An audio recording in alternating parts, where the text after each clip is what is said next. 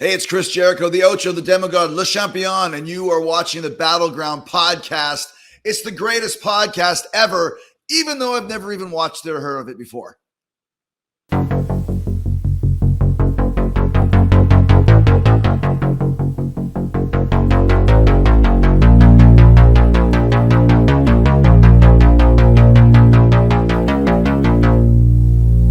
What's up, you guys? Welcome back into iHeartRadio's official wrestling podcast, the Battleground Podcast, and it is a big day on the show today. AEW is taking over Milwaukee, and I got my co-host with me, Eli. There he is, and it's kind of interesting because if you've watched these shows on YouTube, you kind of get a guess of like who is on our show just because of what Eli's wearing. That's a throwback.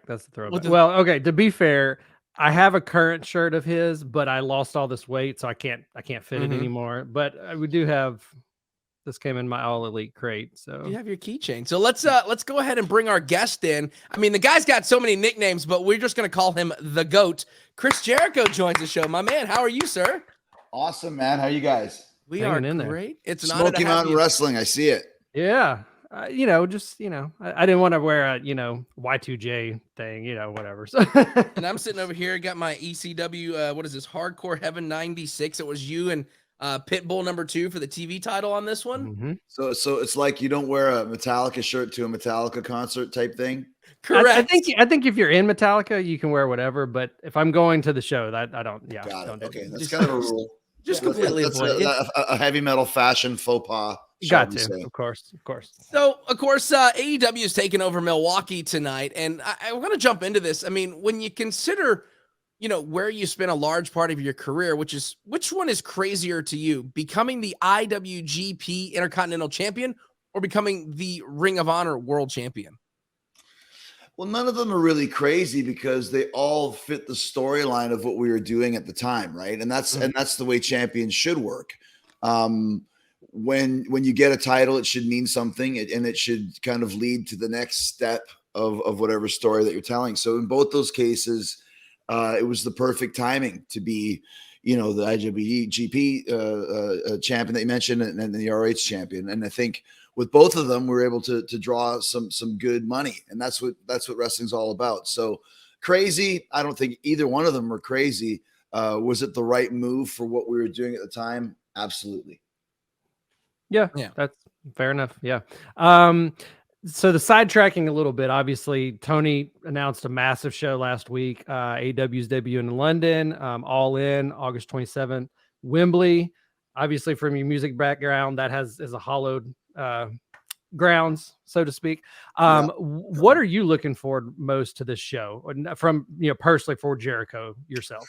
Well, I think from a personal standpoint, obviously Wembley's one of the most famous arenas or stadiums ever. My favorite gig of all time took place at Wembley Stadium, which is Queen at Live Aid. And my favorite show of all time, which is the Freddie Mercury tribute, in 1992 also took place there, which was an amazing celebration. So just to be there will be cool on both accounts. From a business standpoint, I think it was a great move. It's a big time move for Tony Khan to book Wembley. There's been a couple times over the years, the first time in Toronto, you should have booked a stadium, or first time in LA, you should have booked a stadium. Well, this time, our first time in the UK, you should have booked a stadium, and we do. And of course, the people that say you should have booked a stadium, like, you're crazy, it's too big. And it's like, To me, I think we could have done the O2, which is a great arena. We could have done Craven Cottage, which is the venue that Tony owns, I believe, with the Fulham Football Club, which he owns for sure, which him and Shad, his dad, own. I think going to Wembley is really like, oh yeah, hold my beer, check this shit out, Yeah. Right. And I think it's going to be massive, and I think it has the potential to sell even more than what the pundits are expecting, because I think it's going to be more than just a wrestling event. I think it's going to be a cultural event. And the fact is, when something becomes cool, that's when people want to go. Like, for example, the Metallica shows this summer in the stadiums. I think people will go because it's a stadium. Let's go check it out, man. Do you like Metallica? I think they're cool, but let me go. I want to be a part of this whole event, like the Super Bowl or something along those lines. Let me just go. And I think we're going to get that reaction Not to mention the fact that we have such a huge television presence in the UK and a huge fan base there. So it wouldn't surprise me. I'm not guaranteeing it or predicting it, but it wouldn't surprise me if we ended up with 60, 70,000 people in that joint. And Right. so you think about that because not very many of the big companies go overseas. I mean, recently you've seen it kind of here, there sporadically, maybe like every so often, maybe like a quarter or so. But I mean, when I saw that announcement, me and Eli were talking about, it's like, they're probably not going to have any trouble packing that arena. As much as people go on Twitter and it's like, oh, AEW can't, pack out Wembley. They're going to be able to pack out Wembley. I mean, you guys have been putting on great matches every week. And, speaking of great matches that we're talking about, Dynamite tonight coming to us live from Milwaukee, you found yourself in a little bit of a challenge with a formidable opponent, Limitless Keith Lee. I mean, what is your mindset going into this bout, and what are your keys to success to victory in this one over Keith Lee? Well, I mean, I think the idea is every week we want to do something kind of special on Dynamite. And for my stories and what I like to do is put together matches that people didn't expect that they would see, matches that they want to see that they didn't think they even did beforehand. You know what I mean? Right. Like whatever the saying is, like I didn't realize I wanted to see it until I heard about it. And when I was looking at this kind of program that we're doing, this really appealed to me. Jericho versus Keith Lee. There's a connection there with Adam Cole. We've never been in the ring together before, so there's a storyline standpoint that works. And I just think it'll be a great match between two guys that nobody ever really expected to see in the same ring together. So it's one of those ones where I thought this will be a great match. It'll have a lot of buzz, which it does. I mean, I've never done this much press.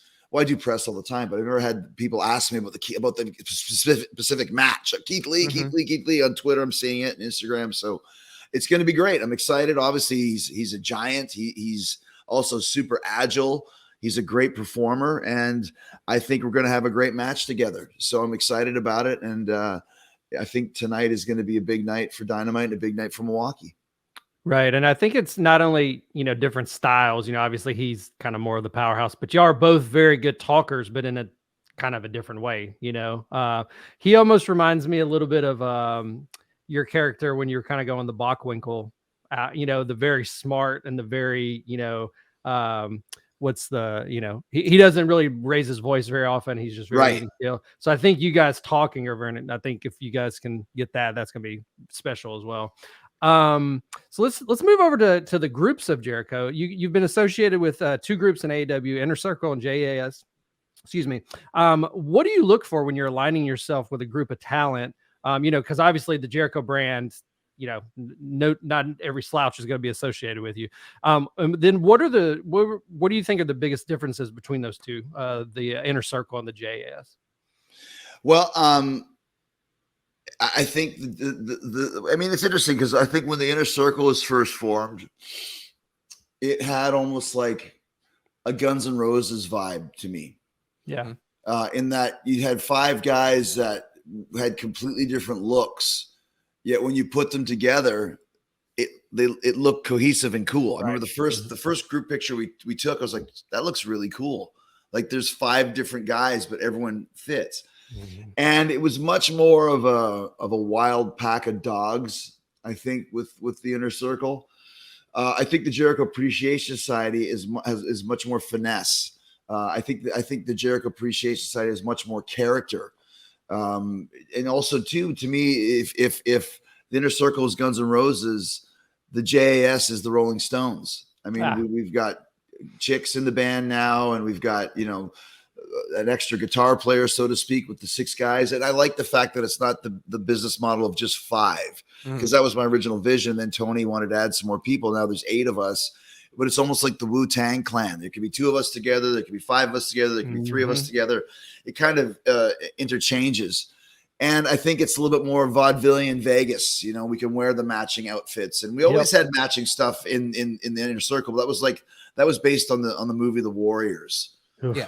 In that there was all those street gangs that all kind of look similar, but they had the same vest or whatever. This is much more of, like I said, like a boy band or a Vegas review. And that's cool too. So I like them both. I think both of them were far bigger than anybody expected. I think they both created stars. You know, I mean, Sammy Guevara became a star in both. If you look how big Santana and Ortiz were, how good Ortiz has done since. Jake's been a standard. And, you know, Danny Garcia's blown through the roof. I think Anna's done great. You know, I never even heard of 2.0 before. Who the hell are all these guys? And now, you know, super entertaining. I think Daddy Magic is one of the breakout characters in AEW with so much potential. So it's just been the idea, of course, is to build stars and to tell great stories. I think we've been able to done a great job with both. Yeah. And I don't assume that the influx of bucket hats in fashion has gone up since because of Jake Hager and his bucket hat. And I just knew that was going to work. I just knew the bucket hat was going to work. And we freaking went on the cruise, and Jake sold like $2,000 worth of bucket hats. What the crap? It's like 300 of the damn things. Everybody's wearing them in the crowd and stuff. So it's become a thing, which I knew it would. Yeah. It's always good to see that different personality from people too, you know, kind of, he was the cult, you know, the chiller and your right-hand man. And now he's, you know, the catchphrase is just everywhere. It's awesome. Yeah, that's it, man. Well, you know, part of this show is we always like to just kind of read around, and we're not one of the, you know, people that go online and talk about news and whatnot. We just kind of read it. We're fans. We're marks on this show. And of course, you see a lot of this stuff happening in all the online blogs. But what would you say is the biggest misconception about the locker room in AEW? I mean, I don't really know if there's a misconception. I mean, you know, there's always ups and downs in any company that you have. But I think I'm not going to say any misconceptions, but I think the AEW locker room is a great place to be. And I think we got a lot of great people. And I think, you know, everyone's got a great attitude, and we've been doing a great job over the last year of building our brand and building our locker room. And I think I'd say 99% of our locker room doesn't want to go anywhere else and wouldn't go anywhere else. Of course, you're always going to have some guys that want to go other places, and I'm sure that may or may not happen. But for the most part, I mean, I think the only bad thing, if it is a bad thing, is we only have 3 hours of TV a week with such a huge talented roster. So that's something that hopefully we can work on. But there's nothing wrong with having a talented roster. We just need to get more reps for some people, which we're doing with the house rules. I think there's some other news upcoming soon with more opportunities that we have to put a spotlight on more people. So, you know, I mean, that's the way it goes. I mean, when I first started too, before I became Chris Jericho, there was some weeks when I wasn't on TV. There, WCW was like that. WWF was like that. WWE was like that. And it's just the way it goes sometimes. Obviously, when you become a top star that draws ratings, you need to be on every week. And that's what everyone strives to be. And I think the people that are destined to do that will do that. You know, the next generation of top stars. That's kind of how the business works. It's like a football team. There's always your top guys. There's your middle guys. There's your guys that play 1 or 2 plays a game. There's your rookies that are trying to get on the squad. But all that matters is if everybody does their part, you have a winning team that wins the Super Bowl. And that's kind of like what AEW is. And that's what any wrestling roster is. You want to do your part to put on the best performance you can so that the team wins. That's all that matters. Right. So if Jericho's the quarterback, then Eddie Kingston's the kicker. Is that what we're going to? Eddie Kingston's more of like the defensive end that makes the big tackles, but then gets a penalty flag thrown like 6 out of 10 times. Yeah, and argues he's so good, but you get Eddie, stop hitting the guy after the whistle. Yeah, that makes sense. So, you know, not to overlook this because, you know, the big Wembley show, but you know, we have Forbidden Door coming right around the corner as well. AEW New Japan. There looks like heading into this year, there's going to be a lot less injuries and travel issues compared to last year. What do you hope to see in this year's event compared to last year? I mean, you know, once again, excuse me, there's so many huge matches that potentially are here on the table for Wembley, for Forbidden Door, for, you know, our next pay-per-view, Double or Nothing. So to me, it's like it's a wealth of riches. You know, we're excited. I mean, even, you know, I don't know what Tony Khan has planned. I know some ideas that I have, and I think there's big matches all the way till September, October, November already. And here we are in April. And that's what you want in wrestling. Mm-hmm. I think there's a lot of momentum right now for AEW with all the stuff we've discussed. I mean, I think Dynamite ratings are going back up. Rampage was huge last week. There's a lot of great buzz with Jay White showing up. Adam Cole is back. Wembley Stadium, and there's more to come. There's a lot of positive things, and it makes me laugh because it's like Fozzie's song, I Still Burn. Every time they think we're down, we get up again. And that's like, you cannot stop AEW as much as some detractors and critics want to. It's not going to happen. We've got too much talent, too much passion. We've got a great boss who's got a lot of money and a lot of great contacts with our television station, with our network.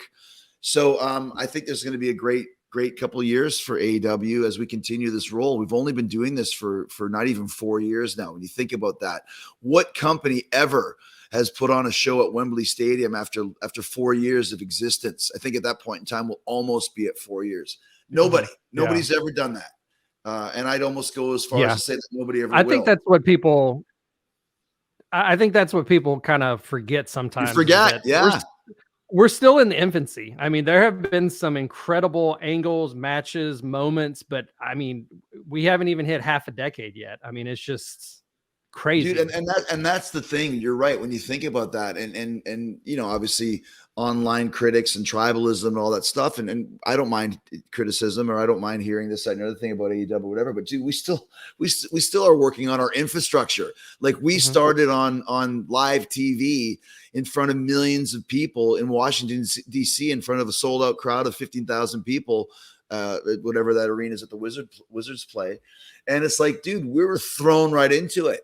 We had, I think Cody and I and Jim Ross, Dustin Rhodes were the only guys on that squad who had done live TV, and here everybody's getting thrown into live TV where you have to get cues. And if you don't finish on time, the show cuts off. And it's like, everyone just responded in kind. That goes for the infrastructure too. We're still hiring people, or it's like, oh my gosh, we didn't have one of those. Like you need one of those. So we're starting to figure it out. And when we start growing on the infrastructure end and continue to grow on the talent end, like, dude, it's becoming like hard to stop us. And it's really exciting for me, which is why I came to AEW in the first place. I could have stayed in WWE for the rest of my career and had a comfortable job, but I don't want to be comfortable. I want to take a chance and I want to change history. And that's why I came to AEW. That's why like Tony started it and why Kenny came and the Bucks and, all the guys. That's why Jay White. I mean, what a great example of us still having the momentum. Hottest free agent in the world, silver platter for WWE. I mean, the guy's 6'4". He's international. He's got the accent with chicks love. He's a great worker. He's a great heel. He's a great babyface, and he chose AEW. If that doesn't tell you something about what's going on with us, I don't know what will. So just to continue to build that momentum is very exciting of a prospect for me. For sure. And you talk about everybody wanting to be a part of I don't want to say that it's the cool kids club, but AEW is the place where all the cool kids are going.